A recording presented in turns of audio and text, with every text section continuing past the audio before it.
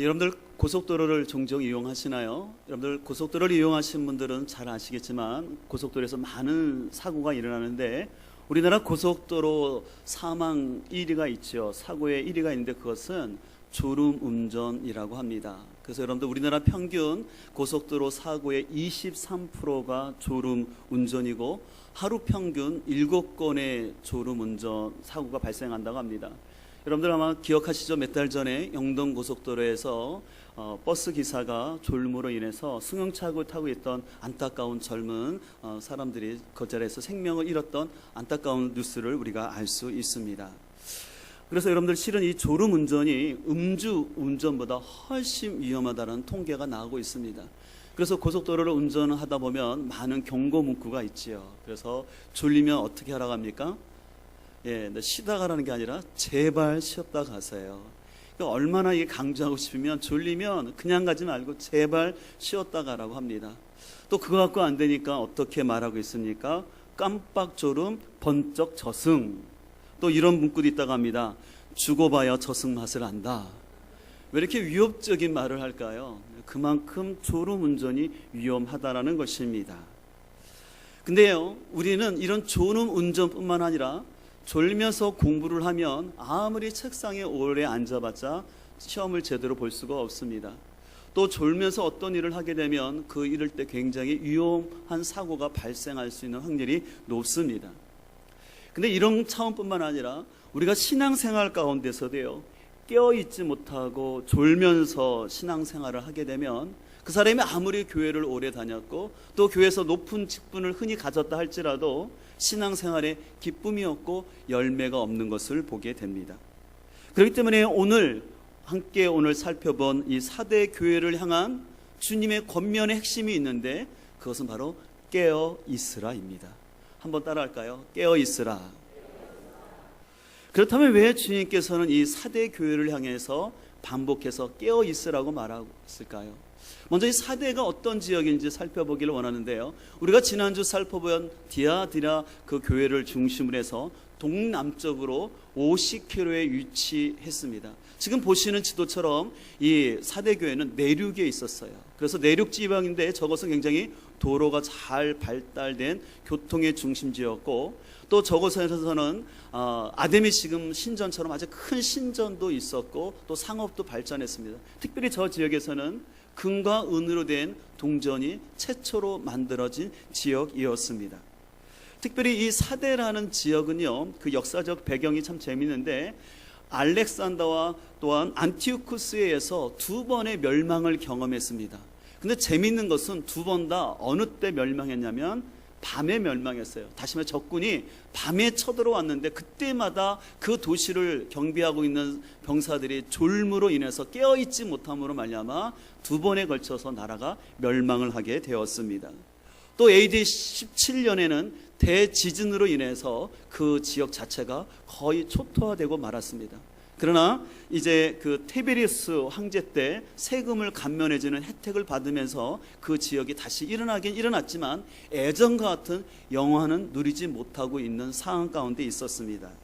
바로 이런 상황 가운데서 이 4대 교회가 세워졌는데 그렇기 때문에 오늘 주님께서 4대 교회를 향하여서 1절 후반절에 보면 뭐라고 말씀하셨냐면 내가 살았다 하는 이름을 가졌으나 죽은 자로다 라고 표현하시는데 이 말씀을 그 당시 4대 성도들은 너무 잘 공감했어요. 왜냐하면 그 지역 자체가 굉장히 몇 번이나 침략에 의해서 지진에 의해서 죽었던 도시이기 때문에 아주 공감되는 얘기가 되었습니다.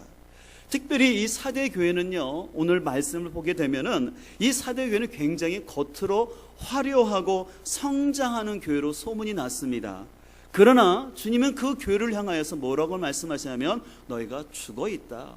그렇기 때문에 오늘 본문 2절과 3절을 보면 반복해서 너희가 깨어 있어야 된다고 주님은 강조를 하셨습니다. 그렇다면 왜 4대 교회가 깨어 있지 못했을까요? 오늘 본문을 통해서 그것들을 살펴볼 수 있는데 첫 번째로는 그들이 너무 분주함으로 인하여서 그들이 피곤한 가운데 있었음을 볼 수 있습니다. 아까 1절에 보았던 것처럼 내가 살아있다 하나 했어요. 이 살아있다. 이 살아있다는 것은 뭡니까? 이 사도교회가 아마 굉장히 많은 활동과 또 많은 사역들을 했던 것 같습니다. 그래서 주위에 소문이 났어요. 이 사도교회에 굉장히 좋은 프로그램이 있고 이런 행사들을 해서 그 교회가 굉장히 소문난 교회라고 사람들에게 알려졌어요. 그러나 문제는 주님이 보실 때는 그렇지 않다라는 거예요. 왜냐하면 이 교회는 마치 요한복음에 나오는 마르다처럼 너무 일하는데 분주하다 보니까 정작 주님의 뜻이 무엇인지는 제대로 알지 못했습니다. 우리가 살아가고 있는 사회도 마찬가지인 것 같습니다. 우리 사회는 뭔가 바쁘다라는 것, 그것이 미덕인 것 같습니다. 그래서 계속해서 내가 바쁘다라는 말을 하고, 그래서 바쁘다라는 말을 입버릇처럼 얘기합니다. 그래서 한 주간의 스케줄이 꽉 차 있고 또 월간 계획표가 꽉 있을 때 굉장히 나는 뭔가 열심히 사는 사람처럼 느껴지기도 합니다. 그래서 열심히 어떤 사람은 사람을 계속해서 만나서 교제하고, 또 어떤 사람들은 열심히 가족을 위해서 일을 법니다. 새벽부터 일하고, 또 오늘날은 새벽부터 일할 정도가 아니라 투잡을 가지고 일하도록 사람들에게 얘기를 합니다. 또 어떤 사람은 여유가 있는 분들은 취미 생활을 합니다. 그래서 각종 문화센터에 가서 또 복지관에 가서 이것도 배우고 저것도 배우고, 어떤 분들은 댄스도 배우고 뭐 불꽃이도 배우고 막 이렇게 분주하게 들어요. 또 여유가 더 되시는 분들은 좋은 곳을 찾아서 여행도 다닙니다. 그래서 이런 사람들은 굉장히 자신이 열심히 살고 있다라고 생각하는데, 주님께서는 그 사람들을 향해서 너희는 지금 영적으로 깨어있지 못하다라고 주님은 말씀한다는 것이죠.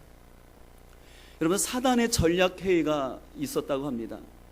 사단이 초대교회 가운데는 사람들 하여금 하나님을 믿지 못하도록, 예수님을 믿지 못하도록 고난을 주었어요. 그래서 핍박을 했습니다. 심지어는 사람들을 죽기까지 했습니다. 그런데 그러면 그럴수록 사람들이 더 예수님을 믿는 것이었어요.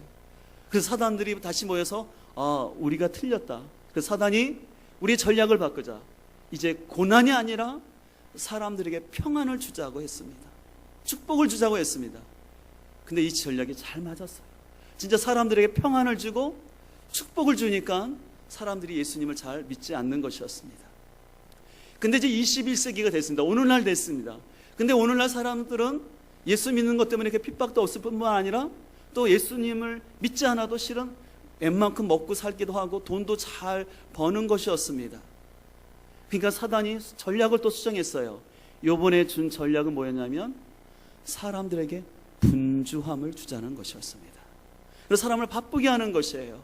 그래서 성도들로 하여금 나는 이제 예수님 믿었으니까 구원받았다라고 스스로 천국에 대한 확신을 갖게 하고는, 이제는 내가 구원받았으니까 이제 나는 천국은 따는 당상이다 생각하고, 이제 중요한 것은 이 세상에서 성공하는 것이 중요하다라고 생각을 합니다. 그래서 죄송하지만 예수님을 믿는 가정에서도 이 자녀들을 키울 때 하나님 나라의 가치관을 심어주기보다는 끊임없이 아이에게 공부를 잘해라, 공부해야지만 성공한다, 공부해야지만 좋은 대학까지만 출세할 수 있다라는 말을 계속해서 심어줌으로 말미암아 믿는 자녀들 역시도 하나님 앞에 예배하고 주님 앞에 훈련받기보다는 자꾸 예배는 그냥 의무적으로만, 형식적이만 드리고 그냥 공부하는 데만 온통 신경을 빠지게 합니다. 또 어른들은 어떻습니까? 어른들은 열심히 나가서 일하는 거 미덕입니다. 그래서 아버지들이 열심히 일을 해요. 그리고 요즘 사회는 그냥 평생 직장의 개념이 약해지고 있다 보니까 너무나 살기가 팍팍해지니까 한 가지 직업 갖고는 안 돼서 투잡을 뜹니다. 아침에 일을 하든지 또 밤에 또 다른 일을 하면서 살아갑니다. 매스컴은 자꾸 우리에게 이렇게 합니다. 이제 100세 시대에 산다. 그러니까 이제 정년을 금방금방 다가오다 보니까 이 노후를 준비하기 위해서는 30부터 준비해야 된다는 메시지를 계속해서 줍니다.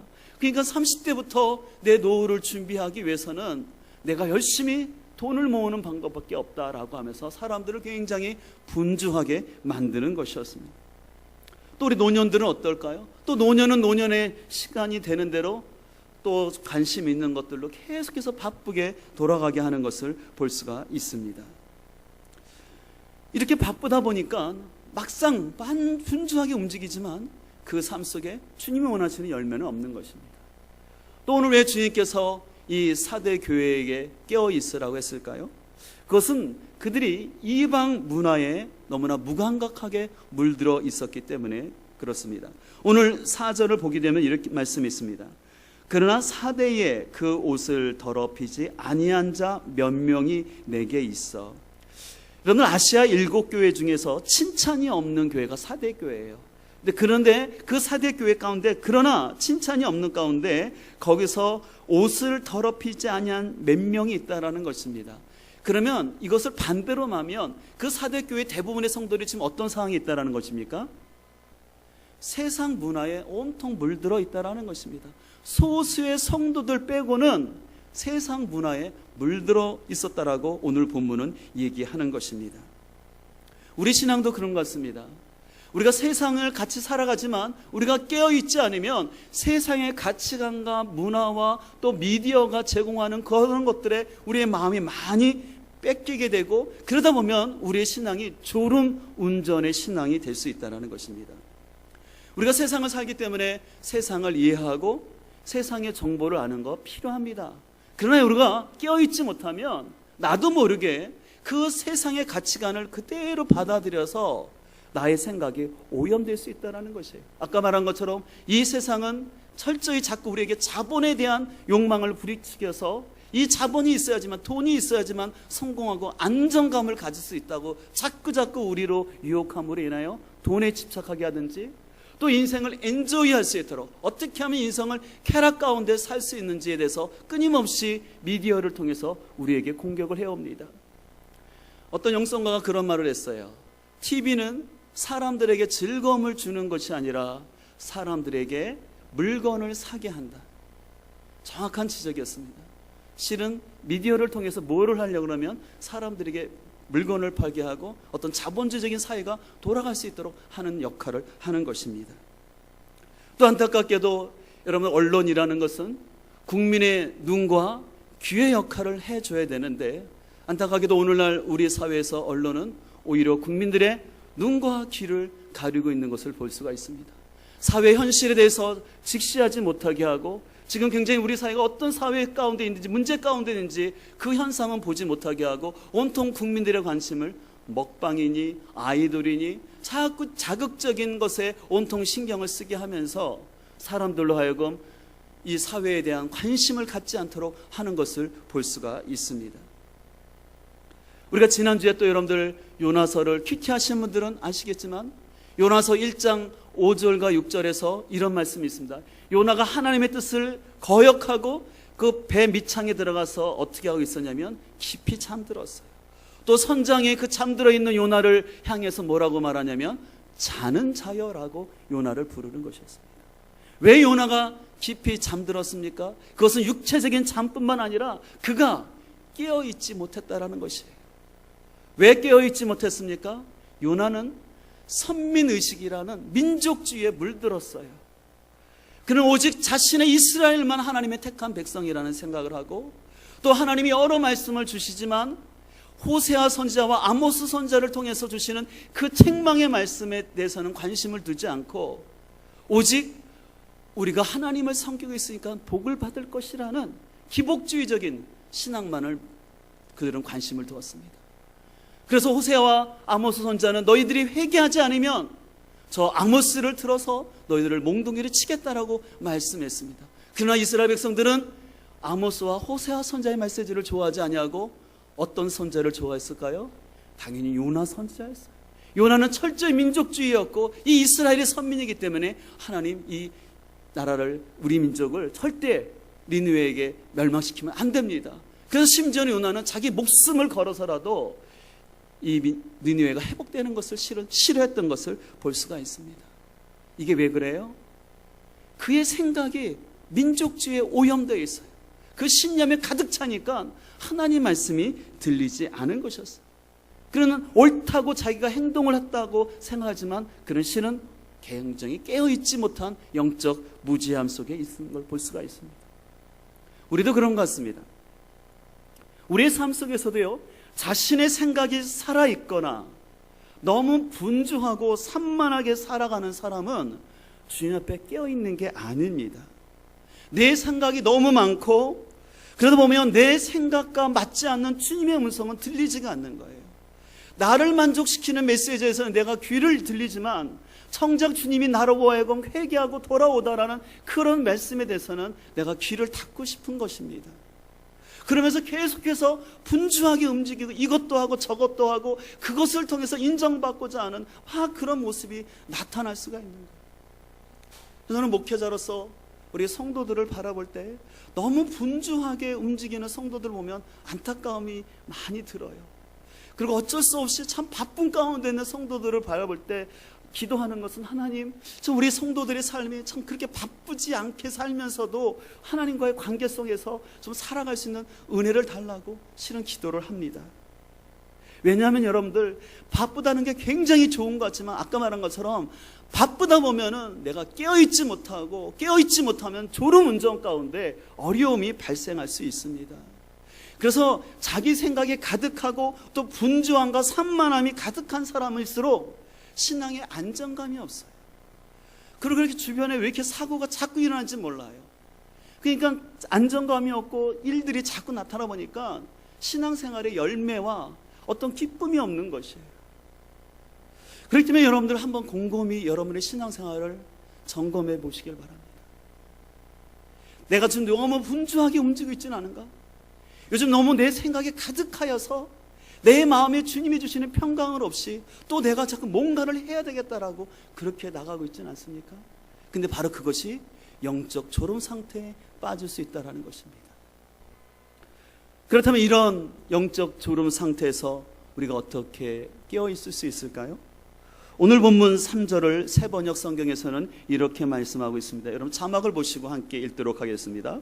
그러므로 내가 그 가르침을 어떻게 받고 어떻게 들었는지를 되새겨서 굳게 지키고 회개하여라.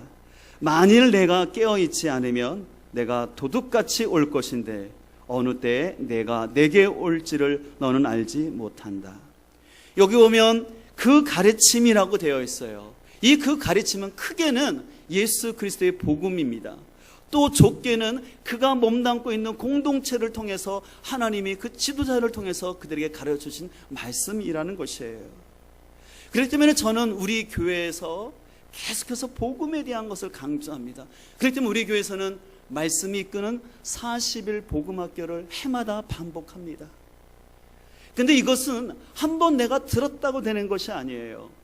이 복음은 내가 머리로 아는 것이 아니라 내 삶에 복음이 나타나야지 복음의 역사가 나타나는 줄 믿습니다. 복음은 무엇입니까? 나의 옛 자아는 예수 그리스도와 죽고 내 안에 예수 그리스도가 사는 삶, 그것이 복음 아니겠습니까? 그러면 여러분의 가정생활 가운데, 교회 생활 가운데 내가 죽고 예수님이 살고 있느냐예요. 죄송하지만 여러분들이 가정 안에서, 교회 안에서 죽지 아니하고 내가 살아서 막 움직이고 하면 하나님의 역사가 안 되는 것이에요. 그렇기 때문에 여러분들, 이 복음학교는 계속해서 들어서 여러분이 친정 십자가 앞에서 내 옛 자아가 얼마나 쇳덩어리인지를 알고 날마다 십자가에 죽고 내 안에 예수 그리스도가 살아가는 역사가 있을 수 있도록 우리 나가야 할 줄 믿습니다. 그래서 제가 해마다 이 복음학교 때는 꼭 다 정교인이 듣도록 하는 거예요. 그래서 오늘 말씀에도 뭐라고 말합니까? 이 말씀을 되새겨서, 우리 개역 개정에는 생각해라고 되어 있지만 이것은 뭐냐면 되새기라는 거예요. 되새긴다는 것은 뭡니까? 반복하라는 것이에요. 여러분들 교육학에서 중요한 원리가 뭐냐면 반복의 원리예요. 그래서 여러분들 반복해야 돼요. 중요할수록 반복하고 반복해서 이것이 내 삶이 돼야 되고 내 호흡이 돼야 할 줄 믿습니다. 그래서 여러분들 계속해서 이 복음에 대한 여러분들 관심을 가지시고 복음 앞에 세워질 수 있기를 간절히 소망합니다. 내년 초에 또 우리 교회에서 이제 복음학교 3기가 또 시작될 텐데 이 복음학교 때는 우리 정교인이 들었던 사람도 또 듣고 또 들어서 복음이 분명하게 여러분 삶 가운데 세워질 수 있기를 소망합니다. 그러면서 오늘 주님께서는 3절에 말하고 있습니다. 생각하고 또 지키라고 그랬어요. 이 지키란다는 것은 세번역에는 굳게 지키라고 그랬어요. 그냥 이 복음을 그냥 지켜서는 안 되고 굳게 지키라는 것입니다. 우리 신앙은요, 제가 지난주에 말씀드린 것처럼 너무 복잡하거나 심오하게 할 필요가 없어요. 순전하게 단순성 있게 하는 게 좋은 것 같아요. 그렇기 때문에 여러분들, 우리는 복음을 분명히 한 것뿐만 아니라 계속해서 기도와 말씀 묵상을 통해서 우리의 신앙을 지켜가야 할 줄 믿습니다. 여러분들, 이 기도와 말씀 묵상은 내가 꾸준히 그 가운데 내가 지켜야지만 이게 나의 삶을 지켜주는 것이지, 여러분들이 40을 복음학교 한번 했다고 되는 게 아니에요. 저의 삶을 되돌아보더라도요, 이 묵상 훈련을 배울 때 선교단체 출신의 전사님으로부터 끊임없이 매주마다 큐티를 체크받고 어떻게 적용했는지를 한 2, 3년간 쭉 하다 보니까 이 큐티하는 것들이 좀 몸에 배어졌고요. 기도 역시도 마찬가지인 것 같아요. 지금 필리핀에 가신 그 선교사님께서 이 기도에 대한 훈련들을 많이 시켰어요.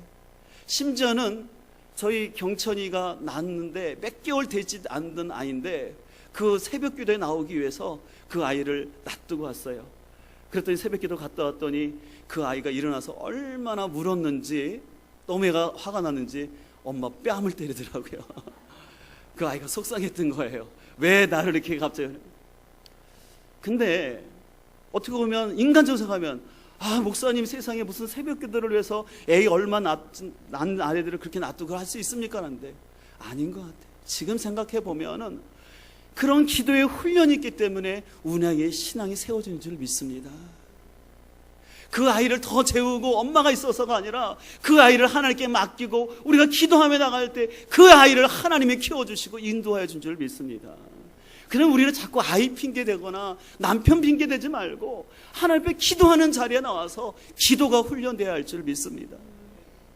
제가 신학교 있는 학생들을 보면서 저도 마찬가지였지만 어렸을 때부터 기도하는 환경 속에서 성장한 학생들은요, 신학교 와서도 기도를 열심히 하더라고요. 근데 어렸을 때부터 기도 훈련이 되지 않은 교회에서 자란 학생들은요, 신학교 와서도요, 기도를 안 해요. 또 기도 훈련도 없어요. 그러니까 그런 상태에서 나가서 사역하려니 얼마나 이게 쉬운 게 아니지 않습니까? 근데 그건 신학생들뿐만 아니라 어떻게 보면 한국교회 전체가 약해졌어요. 그런 의미에서 우리는 이 말씀과 기도를 통해서 우리의 신앙을 굳게 지켜야 할 줄 믿습니다. 특별히 우리는 무엇보다 이 깨어있음을 위해서 오늘 1절에 나오는 그 예수님을 바라보길 소망합니다. 오늘 1절에 보면 사대 교회의 사자에게 편지하라. 하나님의 7영과 7뼈를 가지신 이가, 예수님이 어떤 분으로 소개되느냐면 7영과 7뼈를 가졌다 그랬어요. 여기서 7영은 무엇입니까? 바로 예수 그리스도가 세우신 교회를 완전케 하기 위해서 보내주신 예수님의 영이신 성령님을 말하는 것입니다. 그래서 우리가 진정으로 깨어있기 위해서는 우리에게 바로 성령 충만을 우리가 추구해야 될 줄 믿습니다. 당시 유대 문헌에 의하면 이 성령님의 사역은 두 가지 사역으로 당시 사람들은 이해했는데, 그것은 뭐냐면 성령님께서는 영감을 주시고 죽은 자를 살린다고 그들은 믿었습니다. 그렇습니다. 오늘날도 성령 하나님께서는 죽어있는 우리의 신앙을 깨우고 우리를 주님께서로 인도하여 주셔서 보혜사 성령님께서 우리를 지켜주실 뿐만 아니라 가르쳐 주시고 인도하여 주시는 줄 믿습니다. 여러분, 그래서 개인과 교회가 살아있는지를 알 수 있는 비결은 뭐냐면 성령 충만한가, 그걸 보면 되는 거예요. 자기 충만이 아니라 성령으로 충만한가입니다. 교회 역시도 마찬가지입니다. 저도 많은 프로그램을 해봤고 또 많은 양육교재를 만들어 왔지만 그게 나쁜 건 아니에요. 그러나 그거보다 더 중요한 것은 뭐냐면 성령의 임재와 역사를 경험해야 될 줄 믿습니다. 우리는 한국교회 안에서 그동안 성령과 하나님에 대해서 좀 너무 외적인, 은사적이고 좀 그런 신비적으로 좀 많이 치우쳤는데, 그런 모습이 나쁜 건 아니지만 더 귀한 것은 이 성령 하나님의 인격성을 알고 또 이 성령 하나님의 역동성을 우리 삶 속에서 경험하고 교회 안에 그것이 나타나야 될 줄 믿습니다. 그래서 여러분들, 하나님의 인도하심을 받는 것을 너무 신비함을 통해서 받지 말려 하지 마시고 말씀과 기도를 통해서 나아갈 수 있기를 간절히 소망합니다. 근데 이 성령 충만을 유지하는 비결이 뭐예요? 아까도 말한 것처럼 기도입니다. 특별히 기도도 우리는 여러 시간에 기도할 수 있지만 특별히 새벽 기도를 통해서 우리를 깨워야 된다는 사실을 기억할 수 있기를 소망합니다. 오늘 3절 볼까요? 그러므로 내가 어떻게 받았으며 어떻게 들었는지 생각하고 지켜 회개하라. 만일 일깨이지 아니하면 내가 어떻게 오겠다고 말하고 있습니까? 도둑같이 오신다고 해요. 어느 때에 내가 이르는지 내가 어떻게 합니까?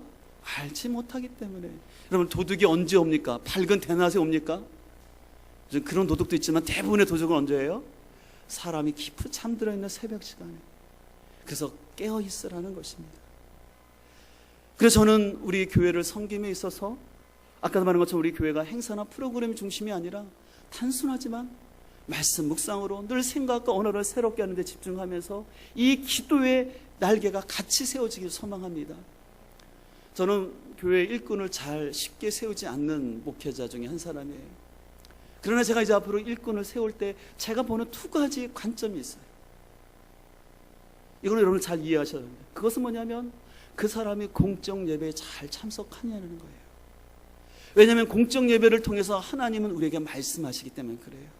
하나님이 특별 계시로 주신 이 성경 말씀을 통해서 우리에게 말씀하실 뿐만 아니라 하나님은 그 공동체 가운데 예배를 통해서 하나님께서 말씀하시기 때문에 교회의 일꾼과 리더가 되기 위해서는 공적 예배를 소홀히 할 수가 없는 거예요. 공적 예배에 소홀히 하면서 리더가 되면은 하나님이 원하시는 교회가 아니라 자기가 원하는 사역을 할 수 있기 때문에 안 되는 것입니다.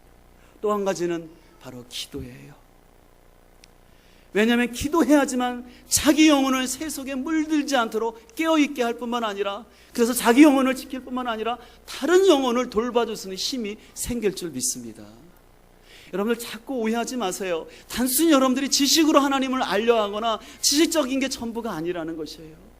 그 말씀과 함께 기도가 덧붙여 돼야지만 우리의 신앙이 온전해질 줄 믿습니다. 교회도 가만히 보면 그런 것 같습니다. 교회는요, 기도 소리가 많으면 아름다운 교회인 것 같고요. 여러분들 기도 소리가 적으면 어떤 소리가 많은지 아세요? 사람의 소리가 많아서 소란시끄러운 것 같아요. 기도하면 문제될 것도 없고 그냥 문제가 있더라도 덮어질 수가 있어요. 근데 기도하지 않는 사람은 어떻게 보면 별 문제도 아닌 것 같고 사소한 것 같고 얘기하여서 쭉 돌아요. 그러면 안타까움이에요. 그러면 그 교회는 시끄러운 거죠. 그럼 누가 제일 좋아할까요? 사단이 좋아하죠. 그래, 너희들끼리 잘 싸워라. 그래, 너희들끼리 오해하고 너희들끼리 마음 상하고 등 돌리고 있어라. 사단이 좋아하는 거예요. 근데 그것을 이길 수 있는 길은 뭐냐면 기도밖에 없는 거예요. 하나님께 기도하면서 자기의 속상함을 고하고 어떤 문제들을 해결해달라고 기도하고 나갈 때 하나님 그 기도 소리가 그 영혼을 잠잠하게 할 뿐만 아니라 그 교회를 또 잠잠하게 할 줄 믿습니다. 그래서 저는 진짜 우리 교회 공동체가 하나님 말씀 묵상으로 가치관이 변할 뿐만 아니라 기도로 깨어있을 수 있는 공동체 되기를 간절히 소망합니다. 이렇게 할 때 오늘 주님께서는 5절에 이런 약속을 하십니다. 이기는 자는 이와 같이 흰옷을 입을 것이오라고 말하고 있습니다. 여기서 흰옷을 입는다는 것은 단순히 순결하다라는 것을 넘어서 타협되지 않는 영혼의 숭고함입니다. 여러분 주위에 혹시 영혼의 숭고함을 갖고 계신 분들을 보셨나요? 저는 종종 이런 분들을 보게 됩니다. 또 우리나라에서뿐만 아니라 또 해외에 나가보면 또 선교 사역을 하는 가운데 진짜 때묻지 않는 영원한 숭고함이 있는 분들이 있어요. 세상적으로 참 부족함이 없는, 참 좋은 대학 나왔고 좋은 환경이 있음에도 불구하고 복음을 위해서 참 겸손하게 그리고 때묻지 않게 헌신하는 그분들을 볼 때마다 참 저분들은 숭고한 분이다. 그럼 도저히 받아요. 그러나 반대로요, 얼마 있지도 않으면서 얼마 알지도 못하면서 굉장히 세속적인 가치관으로 뭐 얘기를 하면 늘 세상의 가치관으로 얼마짜리인가, 얼마나 크기가 있느냐, 그런 분들을 배우면 좀 대화가 안 이루어져요. 그런 사람들은 제가 의도적으로 피하게 됩니다. 여러분들이 좋은 믿음의 길 가기를 원하십니까? 그렇다면 여러분들이 이 숭고한 영혼의 숭고한 사람들을 같이 할 수 있기를 간절히 소망합니다. 그리고 또 한 가지 주님은 말씀하십니다. 그 흰옷을 입을 뿐만 아니라 내가 그 이름을 생명책에서 어떻게 하신다고 말씀하십니까? 결코 지우지 않겠다라고. 그리고 결코 지우지 않을 뿐만 아니라 그 이름을 하나님 아버지 앞과 천사들 앞에서 시인하시겠다는 거예요. 시인한다는 것, 예수님이 그 이름을 인정하신다는 거예요. 그의 신앙을 주님이 인정하신다는 것입니다. 그러나 실은 또 오늘 본문 가운데 역으로 생각하면 그 생명책에서 결코 지워지지 않는다는 말 속에는 또 어떤 의미가 담겨져 있습니까? 지워지는 사람이 있다는 것이에요. 저는 바라옵기는 우리 성도들이 결코 생명책에서 지워지지 않을 수 있도록 깨어있는 신앙 될 수 있기를 간절히 소망합니다. 그러기 위해서는 우리가 무늬만의 명목상의 그리스도인 되지 말고 말씀과 기도로 깨어있기를 간절히 소망합니다. 우리가 흔히 인생의 속도보다 방향이 중요하다고 말합니다. 근데 우리 그리스도인은 방향뿐만 아니라 더 중요한 것은 내가 주님과 지금 동행하고 있느냐는 것입니다. 그리고 내가 성령님의 인도함 받고 있느냐입니다. 여러분들이 어떤 방향을 정할 수 있어요. 그러나 그 방향을 가다 할지라도 주님 없이 나 혼자 가면 안 되는 거예요. 주님과 동행하면서 무엇보다 성령 하나님의 인도하심에 따라서 우리가 함께 나갈 때 그의 인생에 하나님께서 약속하신 아름다운 열매들이 가득하게 될 줄 믿습니다.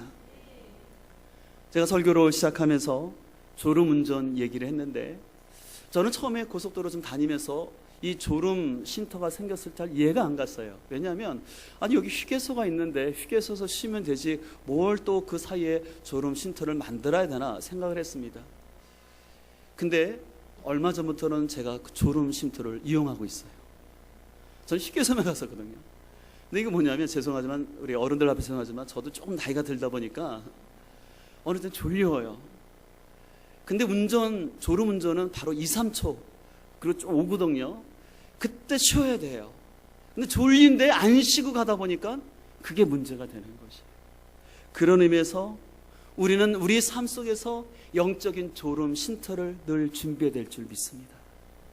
분주함으로 많은 일을 하려고 하거나 산만함으로 이것저것 막 이렇게 하려 하지 마시고, 또 여러분의 생각을 가지고 내 골똘하게 내가 이루고 싶은 뭐에 대해서 골똘하게 있기보다는 쉼터에 가서 내 생각을 한번 내려놓고 비우는 것이에요.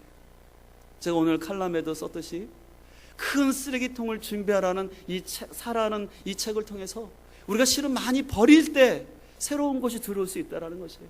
내 것이 너무 가득 차 있으면 새로운 것이 들어올 수가 없는 것입니다. 우리는 새벽 시간이 됐든지 또 아니면 여러분들 묵상 시간이 됐든지 그 시간을 통해서 우리의 분주함을 내려놓고 내 생각을 주님께 비우고 그 안에 성령이 주시는 생각을 채움으로 말미암아 우리의 신앙의 여정을 안전하게 끝까지 달려갈 수 있기를 간절히 소망합니다.